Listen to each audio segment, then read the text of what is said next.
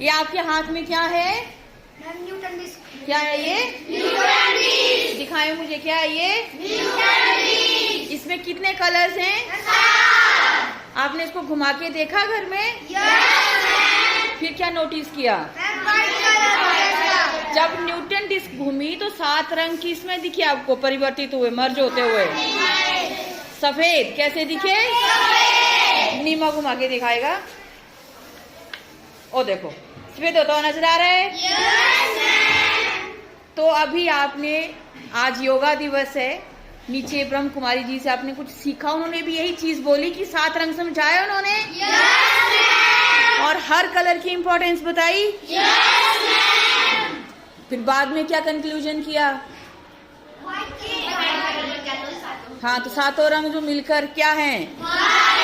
तो सफेद प्रकाश में कितने कलर होते हैं? कितने होते हैं? तो ये जो हमने अभी एक्टिविटी की और आपको अभी योगा दिवस के ऊपर भी वही चीज समझा दी गई।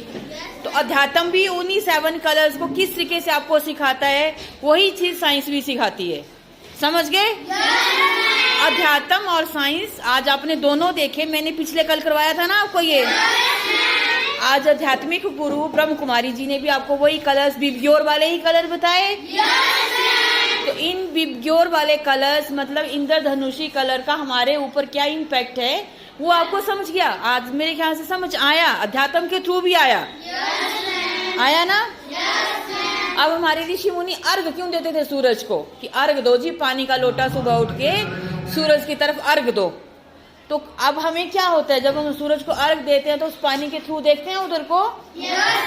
सूरज का जो प्रकाश है वो कैसा है? सफेद। जब वो उस पानी से होता हुआ आएगा, हमारे यहाँ गिरेगी वो किरण आके, तो हमें फर्क पड़ेगा कि नहीं? फर्क पड़ेगा ना? जो गुस्सैल प्रवृत्ति के लोग होते हैं, मेरे जैसे लोग होते हैं, उनको ये चीज बताई जाती है कि सुबह उठकर सूर्य प्रणाम करो और सूर्य को अर्घ दो। अब वो जल सूर्य को तो नहीं पहुंच रहा है उधर, लेकिन जो मेरे भीतर का तपा हुआ सूरज है वो शांत हो जाएगा। क्योंकि उससे जो सूर्य का प्रकाश उस पानी के थ्रू यहाँ गिरेगा ना, तो जो मेरी ज्ञानेंद्री यहाँ है, जहां से मैं गुस्सा कर रही हूँ, वो क्या हो जाएगी? शांत। आज यही अध्यात्म सीखा आपने। तो साइंस और अध्यात्म में कोई फर्क नहीं है, ये आपने सीख लिया। योगा दिवस अच्छे से मनाया ना?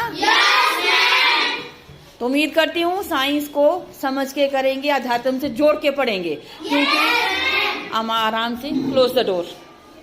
1 student get up please and close the door.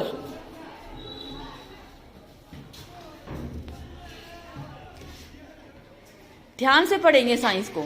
अच्छा हुआ कि कल मेरे ध्यान में ऐसे प्रकाश की बात आई हुई थी। तो अभी देखो मैंने पंखे पे लगाया है ऊपर। जब पंखे को मैं वहां से घुमाऊंगी तो यहाँ भी वही एक्सपेरिमेंट हो जाएगा ना। पर अभी ताजा ताजा गोंद लगाया है, वो चिपका नहीं है। ठीक है? तो अब जब बड़े हो जाएंगे ना और साइंस और अध्यात्म को जब आप जोड़ने लगेंगे ना, तो हर चीज इकट्ठी होगी।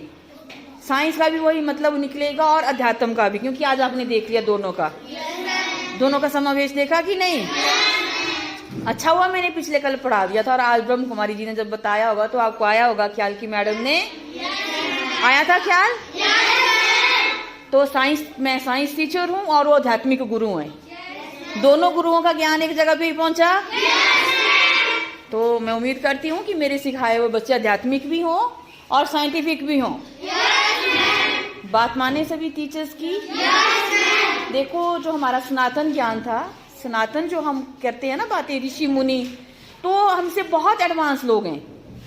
श्रृंगा ऋषि कौन थे? वो ऐसे कोई भगवान ही थे, वो एक साइंटिस्ट थे जिनका मंदिर बंजार में है ना। तो वो उनका जब आप बड़ी बुक्स पढ़ेंगे ना तो आपको वहां उनके नाम मिलेंगे। वशिष्ठ का नाम मिलेगा, श्रृंगा जी का, ऐसे बहुत से मुनि जो यहाँ मनाली में हैं और जिनके मंदिर बने हैं और हम वहां माथा टेकने जाते हैं। जाना चाहिए, क्योंकि उनका जो कंट्रीब्यूशन है हमारी लाइफ के लिए बेजोड़ है। पतंजलि जी ने योग दिया, तो हमारे ऐसे ऋषि मुनि थे जिन्होंने ये सारी चीजें हमें बड़े हजारों वर्ष पूर्व हमें बता दी। लेकिन हमारे ब्रेन वॉश किए गए, हमें बताया गया तुम अंधविश्वासी हो, तुम्हारे शास्त्र अंधविश्वास बताते हैं। नहीं बताते ना? सही चीज बताते हैं। तो बड़े होके अपने शास्त्रों को पूरे ट्रस्ट के साथ पढ़ना है, उनका यकीन करना है, उसके पीछे छुपे हुए विज्ञान को समझना है। तभी पढ़ा रही हूँ तुम्हें इतना एक्सपेरिमेंट करके हर चीज। करोगे? क्योंकि हमारे ऋषि मुनि जो इतने बड़े ग्रंथ लिख गए हैं ना, वो नासा में है, नासा के साइंटिस्ट रिसर्च करते हैं उनके ऊपर। और हम लोग क्या करते हैं, हम कहते हैं कि हम तो है नहीं, अंधविश्वास है। कुछ भी अंधविश्वास नहीं है, साइंस है, प्योर साइंस है, शुद्ध साइंस है, लॉजिक के साथ है। मान गए? तो सूर्य को अर्घ देखिए, वो सूर्य वहां नहीं ठंडा होता, जो खुद का सूरज है ना वो शांत हो जाता है। तो जब खुद का मन शांत हो गया तो दुनिया क्या दिखेगी? शांत दिखेगी। तो ये हमारी न्यूटन डिस्क मैंने पंखे के साथ टांग दी है। अब मैं अगर पंखा घुमाती हूँ तो ये वाइट दिखेगी आपको, है ना, पर अभी चिपकी नहीं होगी क्योंकि फ्रेश ही गोंद लगाया है मैंने अभी। नीमा है मेरे साथ। ये कौन बच्चा है? ये कौन है? आप मेरी क्लास में साइंस एंजॉय करते हैं? ऐसा क्या खास होता है? ऐसा क्या खास होता है? जैसे आप सिखाते हो उसमें मजा आता है आपको? मेरे को भी। कितना कर? झूठ? मेरे डर से बोल रहे हो? सच बोलना, क्योंकि आज आपने दोनों चीजें मिलती हुई देखी हैं। समझ गए? आज झूठ बोलने की गुंजाइश नहीं है आज तुम्हारे पास, तुम बोल ही नहीं सकते। अगर ये मैंने तुम्हें गाइड नहीं किया होता तो आज तुम्हें वो चीज समझ नहीं आती कि होता ना ऐसे। हाँ मुस्कान, ये नाम क्या था? सुप्रिया। मैम जी मुझे अच्छा लगा क्योंकि आप जो भी हो बुक में डायग्राम वगैरह होते हैं वो प्योर बनाने के लिए बोलते हैं, मुझे समझ आता है। और राधिका मैम जी आप जो भी पढ़ाते हैं वो समझ भी आता है और हमें सीखते भी हैं। पीछे नितिन क्या बोलना चाहेगा? जो आपने सिखाया था कल वो आज हम आपको आध्यात्मिक गुरु ने बता दिया, वही सारे कलर बता दिए ना। कल हमें वो फार्मूला बीबक्योर का आर्यन ने बताया था। आपको मेरी क्लास में समझ आता है? Yes ma'am. क्या मजाक करते हो आप मेरी क्लास में? सीखने में मजा आता है और नॉलेज मिलता है नया। कितना कर? बहुत मिलता है, हम रोज नई चीजें सीखते हैं। आप दिल से बोल रहे हो ये चीज? Yes ma'am. कि मेरे डर से? No ma'am. मेरे से तो डरते कम ही होने। Yes ma'am. कब जैसे डरते हो बता दो ये। गुस्सा कब आता है? जब हम काम नहीं करते हैं। उल्टे काम करते हो ना, यस मैम। तो उसकी वजह कौन होता है? जो आपने कल सिखाया था वो आज सिखाया ना। हाँ। साइंस और अध्यात्मिक गुरु में कोई फर्क नहीं है। एक, हाँ कोई फर्क नहीं है, दोनों एक जगह पे पहुंचते हैं। वेरी गुड, ये है असली बात। आप बताओ। मैम जी बहुत मजा आता है जब आप एक्सपेरिमेंट करते, पीछे भी हमने किया था। हाँ किए थे ना, मजा आया था। एक्सपेरिमेंट से सीखने का मजा ही कुछ और है। तो आप ही अपने घरों में कर सकते हैं। हमें कोई बड़े लेवल की साइंस लैब नहीं चाहिए होती, छोटी छोटी है ना, छोटी छोटी एक्टिविटीज को करके। अब मैं घुमा दूं इसको? क्या लगता है आपको कि ये गिरना नहीं चाहिए? पूरी स्पीड इन पकड़ेगा तब तक इसकी डम हो जाएगी।